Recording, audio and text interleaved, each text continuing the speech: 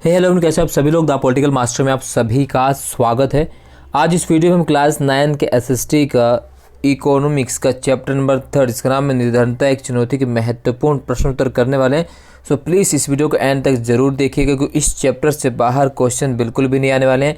और ये जो कंप्लीट सिलेबस है, कंप्लीट क्वेश्चन दोस्तों नए सिलेबस को ध्यान में रखकर तैयार किया गया है और सीबीएसई ने जो क्वेश्चन रिपीट किया उसको मैंने इसमें शामिल किया हो, तो एंड तक जरूर देखिएगा।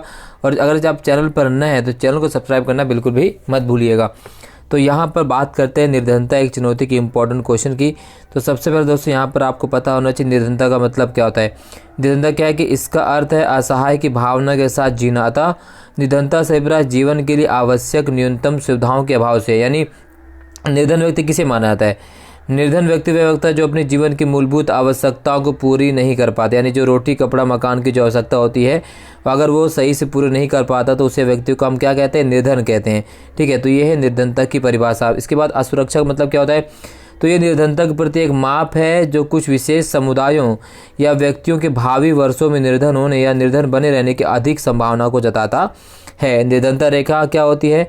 तो किसी व्यक्ति को निर्धनता रेखा से नीचे तब माना जाता है यदि उसकी आय या उपभोग स्तर निर्धारित न्यूनतम स्तर से नीचे गिर जाए। फॉर एग्जाम्पल के लिए जैसे भारत में अगर निर्धनता रेखा के पैमाने की बात करें तो भारत में 2100 कैलोरी, जी हाँ 2100 कैलोरी जो है होती है वो किसके लिए मानी जाती है? 2100 कैलोरी जो है शहरी क्षेत्र के लिए और 2400 कैलोरी जो है ग्रामीण क्षेत्रों के लिए तय की गई है। अगर इससे कम कैलोरी किसी को प्राप्त होती है तो उसे निर्धन कहा जाता है। तो इस तरह के तमाम पैमाने होते हैं, तमाम रेखा होती है जिसके आधार पर तय किया जाता है कि कौन व्यक्ति निर्धन है कौन व्यक्ति गरीब। भला ये जो निर्धनता रेखा है वो समय समय और स्थिति के अनुसार बदलती रहती है। ठीक है, चलिए अगला है कि भारत में निर्धनता रेखा का आकलन कैसे किया जाता है। तो भारत में निर्धनता का आकलन करने की दो विधि है, एक को हम आय विधि कहते हैं, दूसरा है व्यय विधि। अगर हम आय विधि की बात करें तो इस विधि के द्वारा वर्ष 2011-12 में ग्रामीण और शहरी क्षेत्र में निर्धनता रेखा का आकलन करने के लिए अलग अलग आय निर्धारित की गई है। इसके अनुसार ग्रामीण क्षेत्र में 816 रुपये प्रतिमाह और शहरी क्षेत्र में 1000 रुपये प्रतिमाह आय निर्धारित की गई थी। यदि कोई व्यक्ति ग्रामीण क्षेत्र में 816 से कम रुपए कमाता महीने का और शहरी क्षेत्र में 1000 से प्रति कम कमाता है तो उसे निर्धन माना जाता है। बहरहाल वर्तमान में स्थिति काफ़ी ज़्यादा बढ़ गई है। ठीक है, तो ये जो आंकड़ा था 2011-12 का था, बट 2022 में स्थिति बिल्कुल अलग है। बहरहाल आपको इसी को लेकर चलना एग्जाम में। ठीक है, माफ़ी है। दूसरा व्यय विधि, खर्च करने की तक। जैसे इस विधि में सबसे पहले जीने योग्य पोषक खाद्य पदार्थों की मात्रा का निर्धारण किया जाता है, फिर इस पोषक खाद्य पदार्थों की मात्रा को कैलोरी में बदला जाता है, फिर बाद में कैलोरी को मुद्रा में अर्थात रुपये में बदला जाता है। दूसरा, कपड़ों व अन्य पदार्थों के लिए एक न्यूनतम व्यय की मात्रा जिसे मुद्रा में बदल दिया जाता है। इस कुल मात्रा को निर्धनता रेखा के लिए प्रयोग किया जाता है।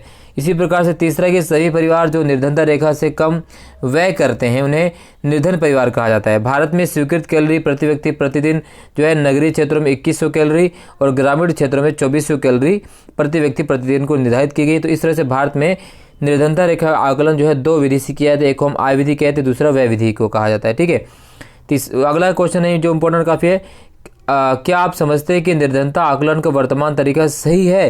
तो देखो निर्धनता आकलन का जो दोनों तरीके हैं वो उसको हम हालांकि वर्तमान रूप में इसको हम सही नहीं मान सकते, बट फिलहाल जो निर्धारित किए गए तो वो सही था, बट वर्तमान में इसको हम सही नहीं कह सकते हैं। अगला क्वेश्चन है भारत में 1973 से निर्धनता की प्रवृत्ति की चर्चा कीजिए। तो 1973 से निर्धनता में कौन कौन से परिवर्तन है, वो कौन कौन सी प्रवृत्तियाँ रही हैं, ये सारी चीज़ यहाँ पर दोस्तों मेंशन कर दी गई हैं। ठीक है, अगला क्वेश्चन, निर्धनता उन्मूलन की वर्तमान सरकारी रणनीति की चर्चा करें। तो भारत सरकार द्वारा निर्धनता उन्मूलन की कई जो है नियमावली तैयार की गई और कई प्रकार की योजनाएं चलाई गई हैं जिसके माध्यम से निर्धनता को समाप्त करने की कोशिश की जा रही है। तो उसी में सबसे पहले क्या प्रधानमंत्री रोजगार योजना है, और प्रधानमंत्री रोजगार योजना के माध्यम से निर्धन लोगों को रोजगार देने की कोशिश की जाती है। उसके बाद आपका ग्रामीण रोजगार सृजन कार्यक्रम, यह कार्यक्रम 1995 में आरंभ किया गया था और इस कार्यक्रम के अंतर्गत 25 लाख नए रोजगार का अवसर सृजित करने का लक्ष्य रखा गया। इसी प्रकार से स्वर्ण जयंती ग्राम स्वरोजगार योजना है, इसका आरंभ 1999 में किया गया था और इस योजना का उद्देश्य यह था कि जो सहायता प्राप्त निर्धन परिवारों को स्वयं सहायता समूह में संगठित कर बैंक ऋण और सरकारी सहायिकी के संयोजन द्वारा निर्धनता रेखा से ऊपर उठाना। अगला है प्रधानमंत्री ग्रामोदय योजना। इसका आरंभ 2000 में किया गया और इस योजना के अनुसार प्राथमिक स्वास्थ्य शिक्षा, ग्रामीण आश्रय, ग्रामीण पेयजल और ग्रामीण विद्युतीकरण जैसे मुख्य सुविधाओं के लिए राज्यों को केंद्रीय सरकार अतिरिक्त वित्तीय सहायता प्रदान की जाती है। तो यहाँ से क्वेश्चन पूछा जाता है, काफ़ी इंपॉर्टेंट क्वेश्चन है, मोस्ट इंपॉर्टेंट, इसको आपको करना ही करना है, ठीक है। यहाँ पर नेक्स्ट निम्नलिखित प्रश्नों का संक्षिप्त उत्तर दें। मानव निर्धनता से आप क्या समझते हैं? निर्धनों में सबसे निर्धन कौन है? और राष्ट्रीय ग्रामीण रोजगार गारंटी अधिनियम 2005 की मुख्य विशेषताएं क्या है? ये तीनों इंपॉर्टेंट दोस्तों, ये तीनों चीज़ आपको कर लेनी है। यहाँ से क्वेश्चन डेफिनेटली पूछा जाएगा इस चैप्टर से, ठीक है। तीनों के उत्तर यहाँ पर दिए गए हैं, आपको सिंपल तरीके से स्क्रीनशॉट ले लेनी और आपको ये सारी चीज़ें कर लेनी है। पेपर में यहाँ से क्वेश्चन जरूर आएगा, इन तीनों में से एक क्वेश्चन तो डेफिनेटली पूछा जाएगा ही जाएगा, ठीक है। चलिए इसके बाद बात करते हैं, कुछ बहुविकल्पी प्रश्न पूछे गए यहाँ पर। तो भारत में स्वीकृत प्रति व्यक्ति प्रतिदिन कैलोरी आवश्यकता कितनी है? तो वो है 2250 कैलोरीज, ठीक है। ग्रामीण क्षेत्र में कितनी? 2400। शहरी क्षेत्र में कितनी? 2100, ठीक है। ये सारी चीज़ यहाँ पर मेंशन की गई है, आपको ये सारे एमसीक्यू कर लेने दोस्तों, ठीक है। जितने भी एमसीक्यू यहाँ पर दिए गए हैं सभी इंपॉर्टेंट है, जो आपके एग्जाम में पूछे जा सकते हैं, ठीक। चलिए नेक्स्ट अगर बात करें वन वर्ड क्वेश्चन की, तो यहाँ पर सारे वन वर्ड क्वेश्चन दिए गए हैं। राष्ट्रीय काम के बदले अनाज कार्यक्रम देश के कितने पिछड़े जिलों में लागू किया गया था? तो यह कार्यक्रम देश के 150 जिलों में लागू किया गया। प्रधानमंत्री रोजगार योजना कब लागू की गई? तो ये योजना 1993 में लागू की गई थी, ठीक है। ये सारी चीज़ें आपको कर लेनी है, ठीक है। निर्धनता रेखा का निर्धारण कौन करता है? तो भारत में निर्धनता रेखा का निर्धारण करता है NSSO यानी राष्ट्रीय प्रतिदर्श सर्वेक्षण संगठन, ठीक है। नेशनल सैंपल सर्वे ऑर्गेनाइजेशन, ठीक है। प्रधानमंत्री रोजगार योजना कब लागू की गई? तो 1993 में लागू की गई, ठीक है। ये सारे क्वेश्चन आपको कर लेने हैं, क्लियर, ठीक। मनरेगा कितने दिनों तक रोजगार प्रदान करता है? तो मनरेगा 100 दिन तक का 1 वर्ष में रोजगार प्रदान करता है। तो ये वन वर्ड क्वेश्चन आपको कर लेना है दोस्तों। इसके अलावा भारत के सामने भावी चुनौती क्या मोस्ट इंपॉर्टेंट है, ये भी आपको करना है। निर्धनता दूर करने के उपाय यहाँ से पूछा गया है, तो वो कौन कौन से उपाय जिससे निर्धनता को दूर किया जा सकता है, अब दे दिया गया है। अगला है कि निर्धनता के समक्ष निरूपाय 2 सामाजिक तथा 2 आर्थिक समुदायों के नाम लिखिए। इस प्रकार के समुदाय के लिए और अधिक बुरा समय कब आता है? नेक्स्ट है भारत में निर्धनता को कम करने के लिए किन्हीं 3 उपायों को उल्लेख कीजिए। नेक्स्ट है सार्वजनिक वितरण प्रणाली की 3 विशेषताओं को स्पष्ट कीजिए, ठीक है। तो ये सारी चीज़ यहाँ पे दी गई हैं। अगला है जनसंख्या किस प्रकार निर्धनता के एक प्रमुख कारण है? तो मोस्ट इंपॉर्टेंट है दोस्तों, इसके चैप्टर में इसको करना आपको। और निर्धनता की परिभाषा किस प्रकार बदल गई है?